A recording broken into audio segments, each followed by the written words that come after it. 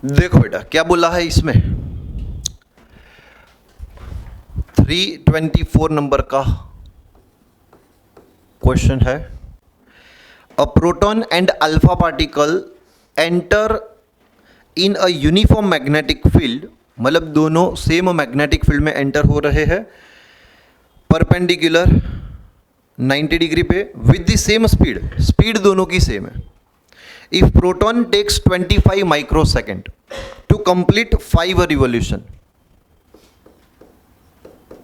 Proton के लिए क्या बोला है, 5 रिवॉल्यूशन के लिए कितना टाइम ले रहा है, 25 माइक्रोसेकेंड। तो बताओ बेटा 1 रिवॉल्यूशन के लिए कितना टाइम लेगा, तो यही है time period for the proton, 5 microsecond.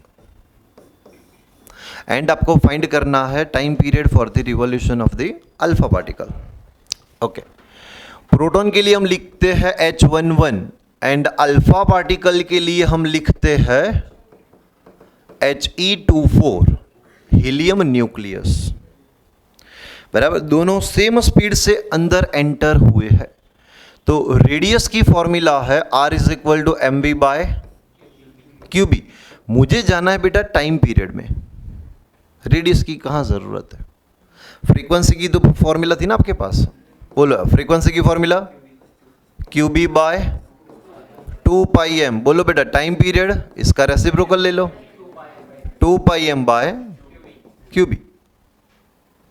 Clear. अब दोनों सेम मैग्नेटिक फील्ड में अंदर एंटर हुए हैं, बी सेम है दोनों के लिए, पाई कांस्टेंट है, 2 कांस्टेंट है, तो T is directly proportional to M by Q. Clear. तो time period for the alpha particle upon time period for the proton is equal to mass of alpha upon Q of alpha.